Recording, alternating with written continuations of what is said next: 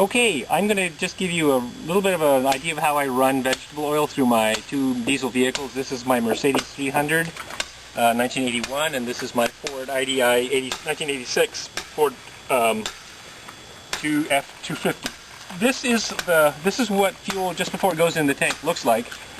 But you can see the problem that I'm dealing with. I have really poor oil, and it comes from a local restaurant. I live on an island, so I can't just choose to go with what I've got.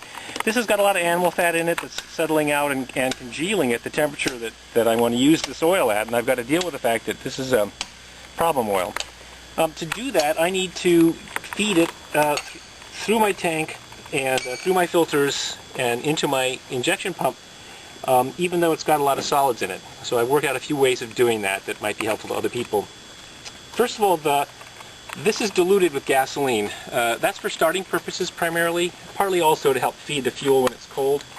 So you see that air gap there, I fill that, so that's about right for a late summer, early fall dilution. Fill the rest of this airspace with unleaded gas, close the cap, swirl it around, shake it up and down a little bit, and then I'll pour it into my tank. And that diluted gas will burn fine.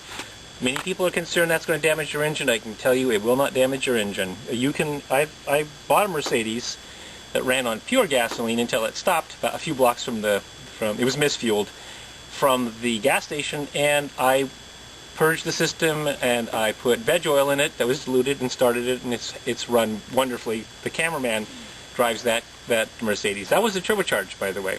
So your car will run on pure gasoline until it dies, because it won't support combustion, before it will damage itself. I have not yet seen one that is damaged by gasoline. Same is true for the Ford. The Ford can run on highly diluted veg oil right up to the point where it will stop running without damaging the engine. It makes funny noises. The Ford makes more noise than the Mercedes does.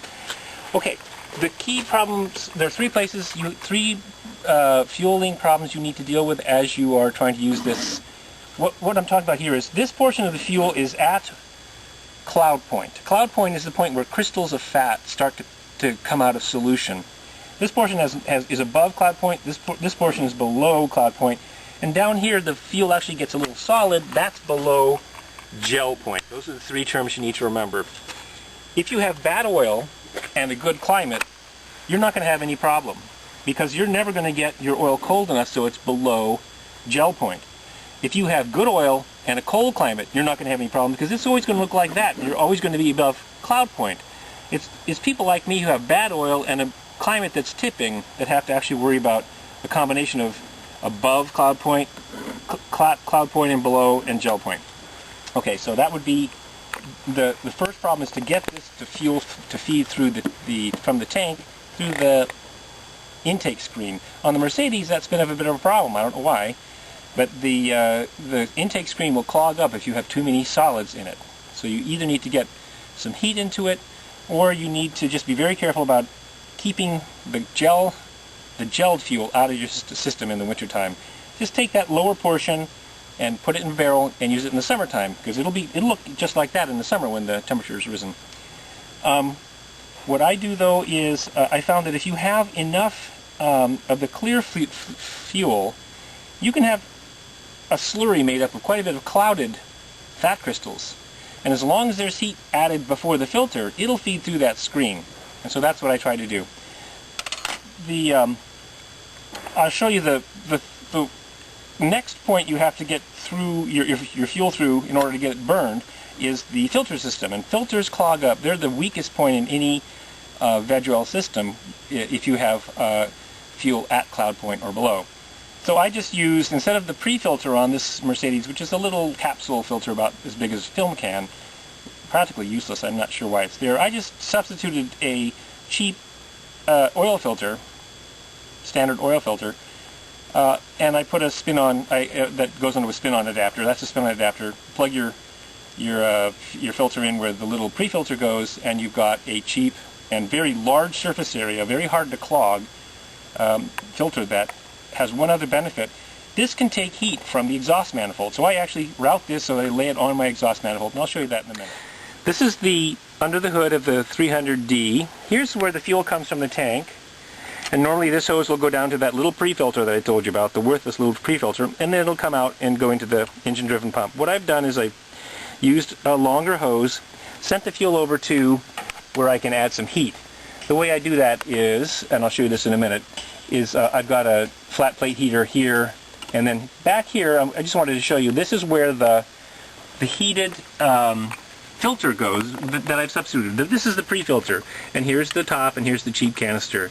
This is the first one I've put on, and I've never had to change it, so it's that effective. There's a large surface area that, when it's heated, will melt any of the fats that get clogging the filter normally and feed them through into the engine. Okay, the way I add heat to this system is really kind of neat.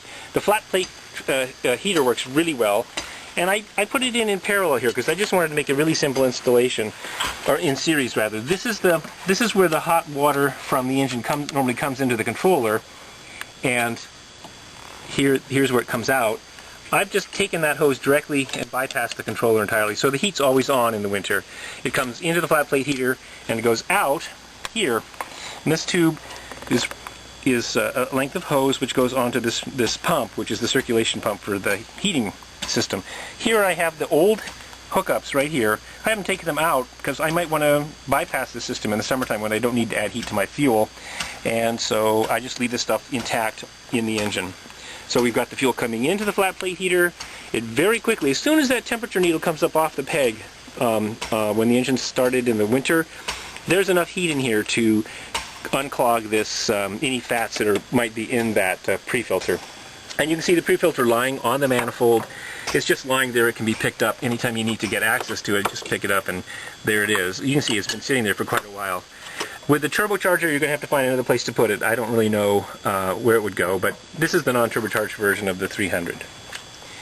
Then at the end of the day, of course, it comes back into the stock filter as the final filter, and I've never actually had to change this. This is, again, this pre-filter combined with this filter has never blocked. It's just a fail-safe or fail-proof system for filtering out this not very good quality oil. This car will start on almost any fuel. If it's even marginally got some gasoline in it and a little bit of liquid veg oil, down the lowest temperature I've had this at is about 16 degrees Fahrenheit, it will fire and run. It will gradually choke off if there's too much fat in the oil, because that filter or the flat plate heater isn't hot enough yet to make it liquid.